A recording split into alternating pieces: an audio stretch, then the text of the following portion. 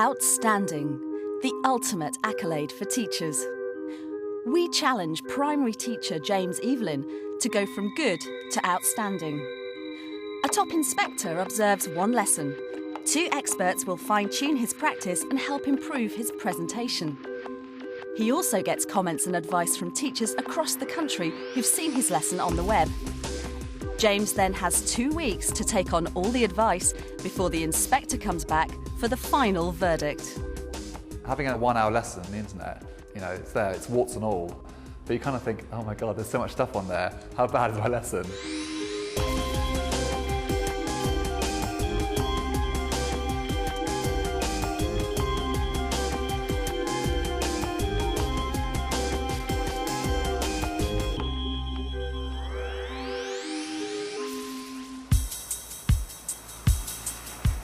James Evelyn is in his 3rd year of teaching after a career in politics. I started a career in public affairs in Westminster and really enjoyed it and stuff, but just found towards the end the kind of office lifestyle wasn't fulfilling. I mean, the money was better, but it wasn't fulfilling. And so I quit and retrained and haven't really looked back. Southwold Primary is a 2-form entry school in North London. The school rates his teaching as good. He's very well prepared, very organised. He's never had a day off. And he has a genuine love for education, knowledge and imparting that to children. Show me what I get if I half 30. To move to outstanding, James will focus the challenge on numeracy with his Year 3-4 class. I'm very fond of my class. There's a big range of abilities which I find the most challenging part of the job. They're all engaged in their learning. They're all working hard and they're all achieving, I think. He's a good teacher because when we don't understand something, he makes us understand it. 10, 15, 20, not 40. He's a good teacher because he teaches us stuff that we don't know. Everyone thinking about an equivalent fraction to 2/3. I think what James could work on would be engaging all the pupils, looking at the whole range in the classroom and not letting any of the children hide. Okay, tricky one. Watch her, she gets it wrong. I think the big one for me is the differentiation. It's just making sure all children are engaged all the time. Fantastic. Give her a clap, that's a tricky one. James plans his lesson on data handling. One of the kind of key areas of maths is sorting information. And to finish off the lesson, we're going to have just a quick session on how we sort these animals. I think the temptation for the children is always just go for colour and the immediate. So I guess my challenge as a teacher is to make them think kind of beyond that. And hopefully it'll be a nice way to finish the lesson off.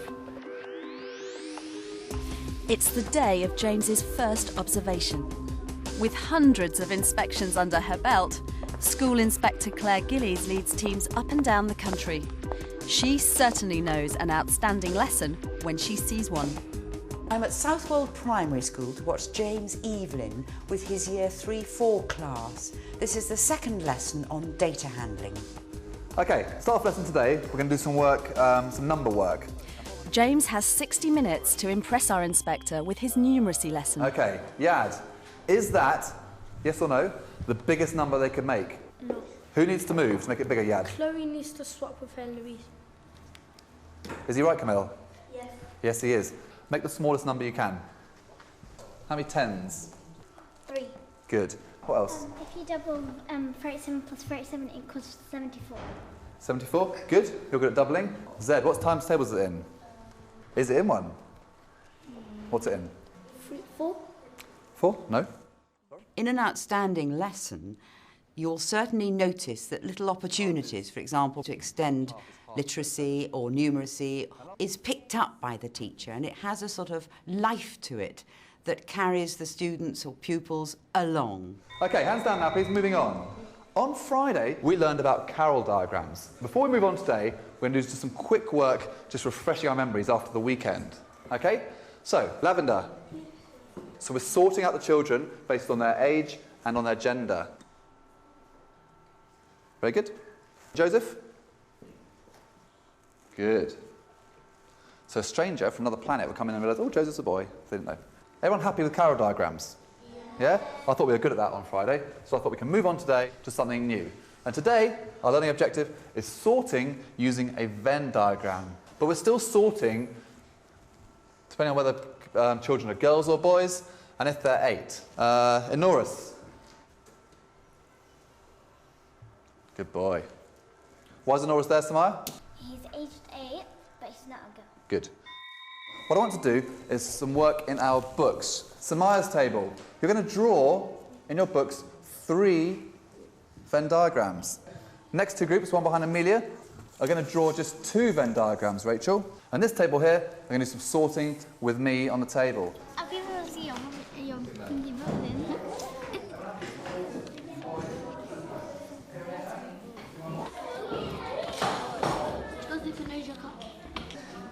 I mean, I'm going to use that after, please. It doesn't look good if I use that. How many times you multiply 5 to have 25? 5. 5 times. So where do we put it, here or here? Here. There, well done. Russia. What is it? Remember the name? Hexagon. Well done. Where does it go? Is she right? Yeah, because it's 6 sides and it's not red. Good boy. Okay, just to finish off with, what I want is a volunteer to come and show me how they could sort these animals. Medina, come on then.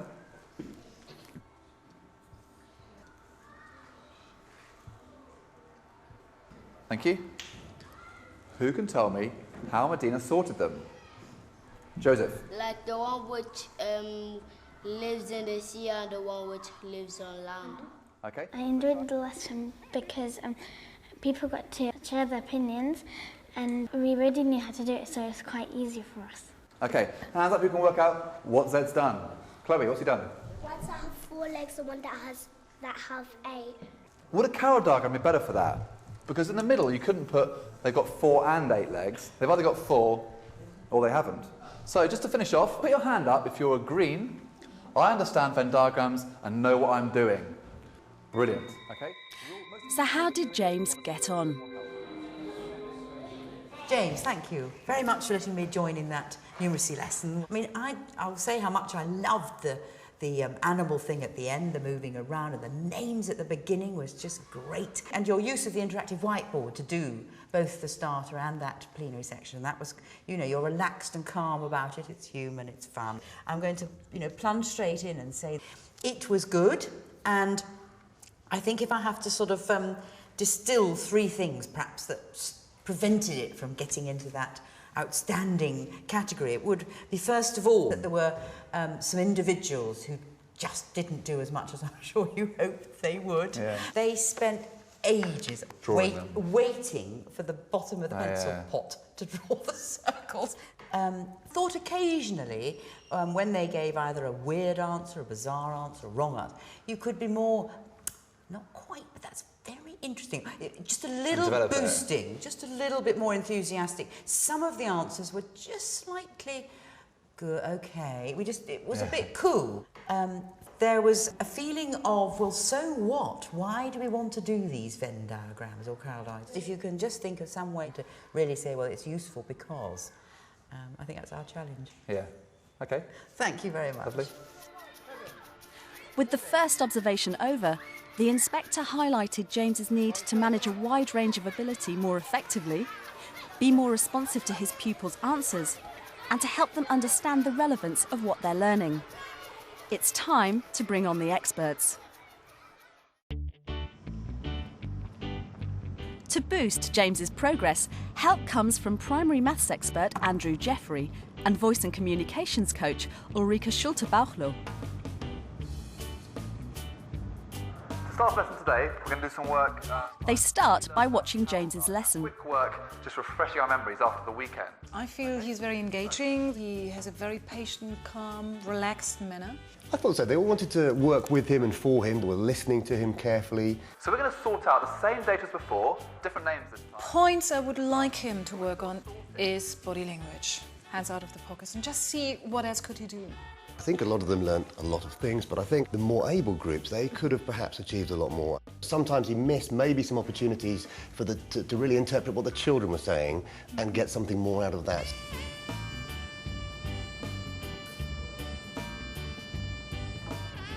OK, James, at the start of your lesson, OK, the starter was good, there were some good elements on it, but I felt they were sitting on the carpet for quite a long time. Andrew suggests ways of making the carol diagram activity more kinesthetic. Depending on the weather, you might want to do this indoors or outdoors, but this is the human physical carol diagram thing. So imagine a line on the floor, and you can get all the children and say, right, boys, this side of the line, everybody else, this side of the line. Get them moving. That's okay, but then you might want to do 2 criteria at the same time, as per the carol diagram. So what we need is a second tape going the other way, and now say, right, can we use this second line? So we have boys on this side, girls on this side, 8-year-olds on this side, and non-8-year-olds on this side. Everybody go. All right, and they will naturally sort themselves into those 4 groups. It's terribly flexible. It's a great thing for data handling. Don't be afraid to use the most important resource in the classroom, which is the children themselves. Yeah. There was something that you had on the board in your lesson, which was 3 intersecting coloured circles. And I just thought it would be not a lot of work for you to get something like this. Now, here's a yellow piece of acetate and a red piece, and they can physically, those children who like learning kinesthetically, intersect them. There might be 1 or 2 children for whom that really makes a difference, the ability to be tactile with them. Yeah. Now, the sorting ability, the group that you were with, they were sorting hexagons and pentagons.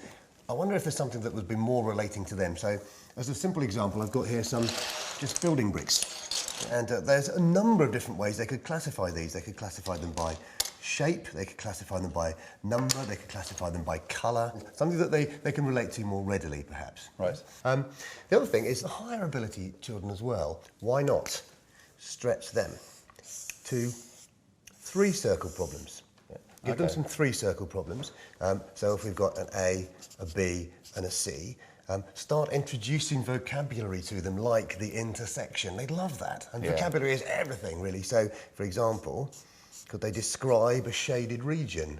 Could they describe that someone here was in set B and set C but not set A? Yeah. Or other ideas, because it's a common misconception that Venn diagrams have to have 2 intersecting circles. What about that?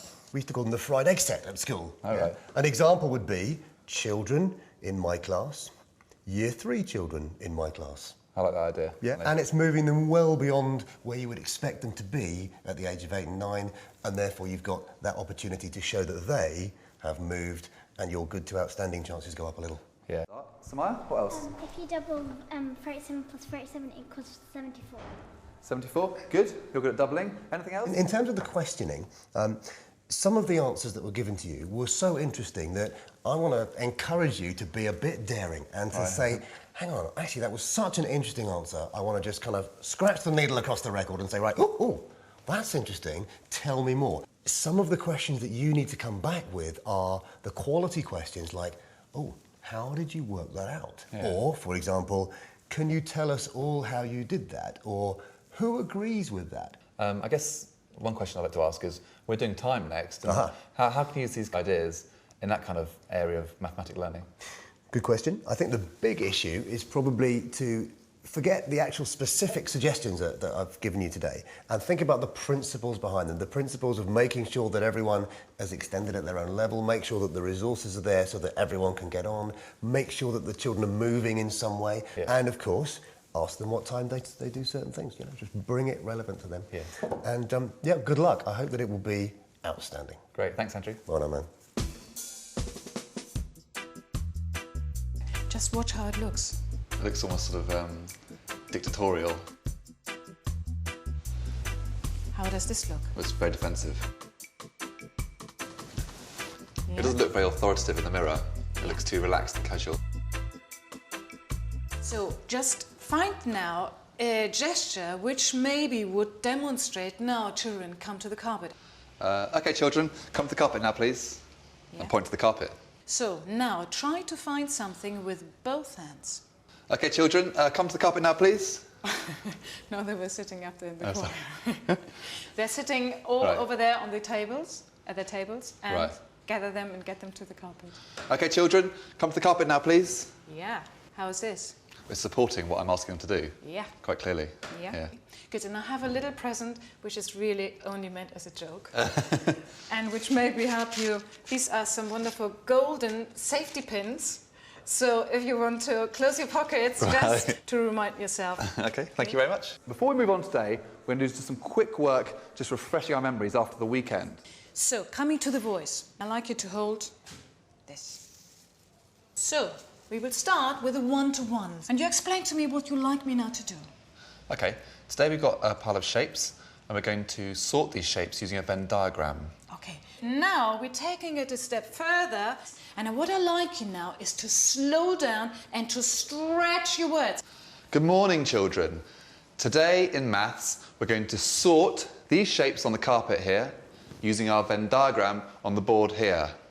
Fantastic.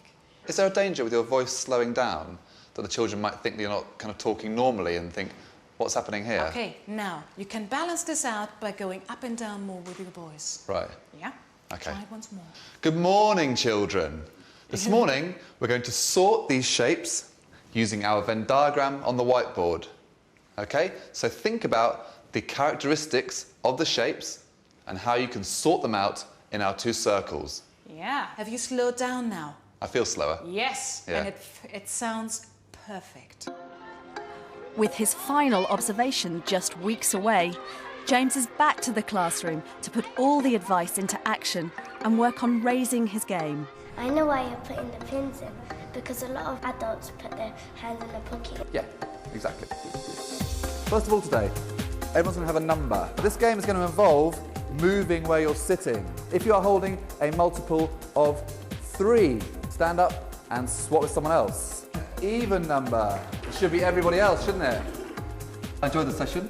I feel that I kind of have addressed those points which Ulrika and Andrew brought up. This time, those of you whose number is bigger than 15, I tried to ensure that I'm much more forward and clear and articulate. Even number, your number divides into it. You need to move there. Ulrika's sort of pin gimmick has been a success, I think, because my hands aren't going anywhere near my pockets anymore. Today, we're going to move on to using timetables. In my hand here, I got this last night on the way home from work, I picked up a timetable. What do you think a timetable is? You could use timetables if you have a meeting. Yeah, that's true. The big things for me in this lesson were, contextualising what we're learning. The fact that they kind of gave their own real-life experiences of timetables showed that it meant something more to them than perhaps the Venn diagrams might have done last time. Here's some money for you. Hold it tightly. What I want you to do is to go and buy a ticket from Jared. On that occasion, the whole role play thing, buying and selling tickets, reading timetables, getting information, really worked for them. Kind of kinesthetic things. That's the way in for them. And that was the best thing for me.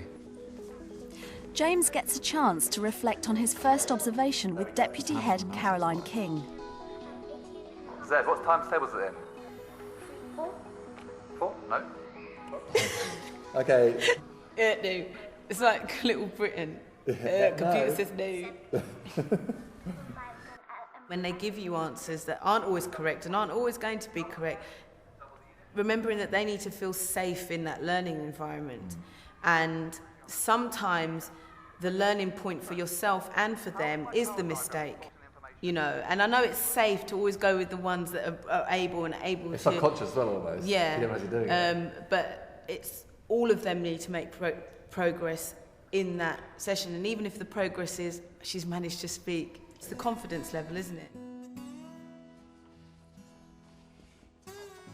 1, 2, 3.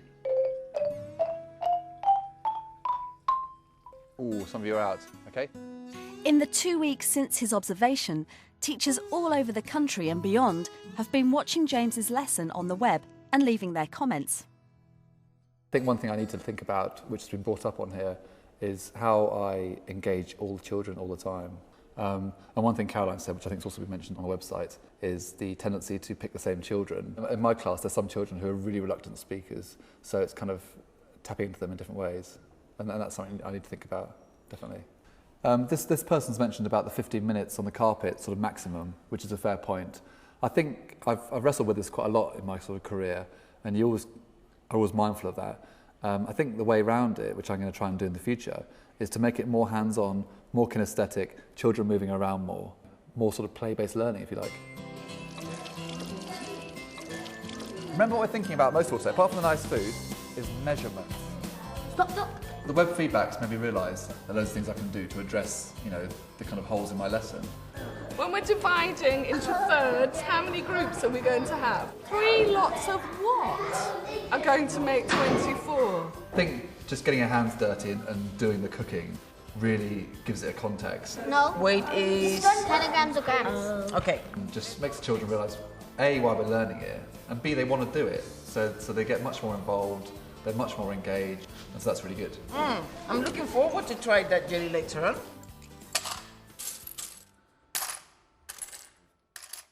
When you've got a class with such a great range of abilities, it's crucial that, you know, the activities that I do are engaging for all abilities, and hopefully if they're engaged and they'll learn. It's the day of James's final observation. Claire Gillies is back, and it's crunch time.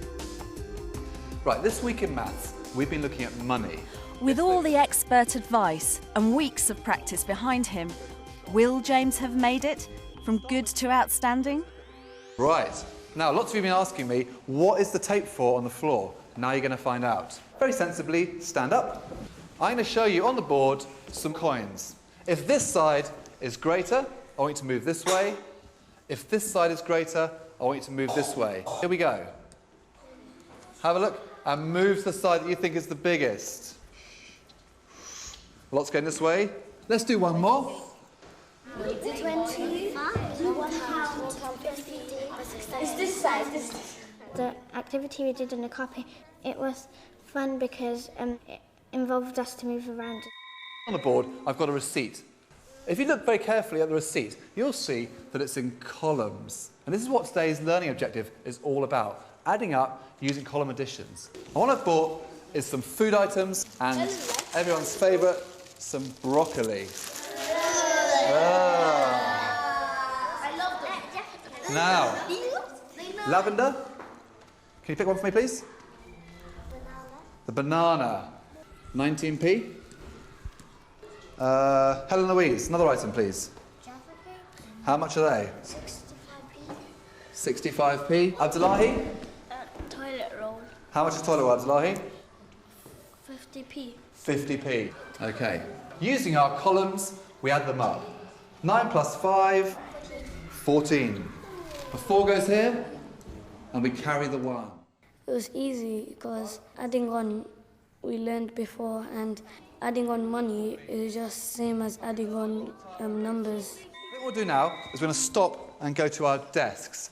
If you are sitting on Rachel's table or Samaya's table, I've given you a little brochure. What I want you to do is to pretend that you've got £30 to spend and need to provide breakfast, lunch and dinner for 2 days for 3 people. If you're working on Amina's and Jared's table, with £3, you need to come up with as many different combinations of food as possible. This table here, you're going to do some work with me using some money and our food objects. Okay? Let me see the cheapest thing. No, yes. £3. It needs to be less than £3. £30. Look, can you see? You have £30. I know you have £30 over there. Ten of soup. That could be for dinner. Pizza.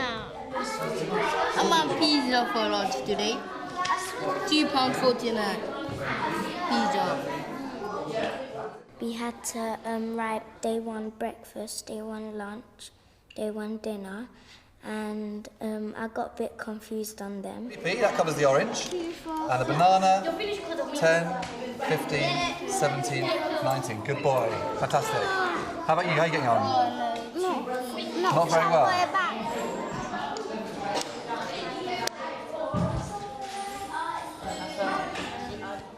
It was fun because we need to have skills in our life if we want to get a job and get yourself a house.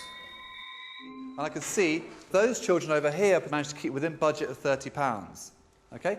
The children over here, we were using coins and we were paying for items as if we're in a shop. Who each time I asked them, they got the right coins out, which was really, really good. Will all James's hard work have paid off? James, let me say perhaps straight away that it was certainly a stronger lesson than the last one I saw.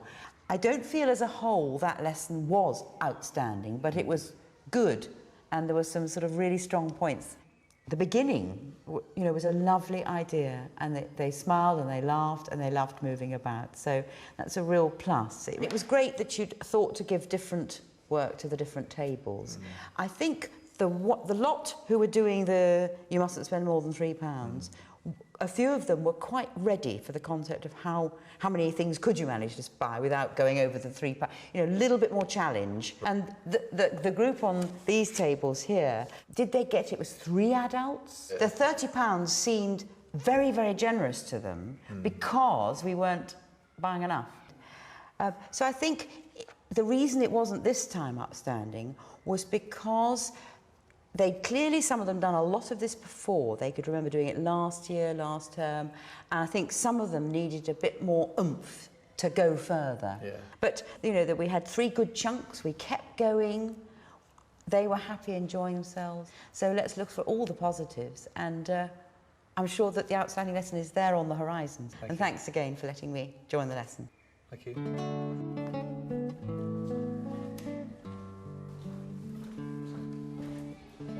Over the last couple of weeks, I've really kind of got an idea of what you need to be doing to teach an outstanding lesson. And I think the fact that I felt today that it wasn't kind of where it should be made me realise kind of where I'd fallen short. But there's been so much good input from people, which has been really beneficial. I've got a good sense of what I need to be doing to deliver an outstanding lesson, and I'm confident I can do it one day.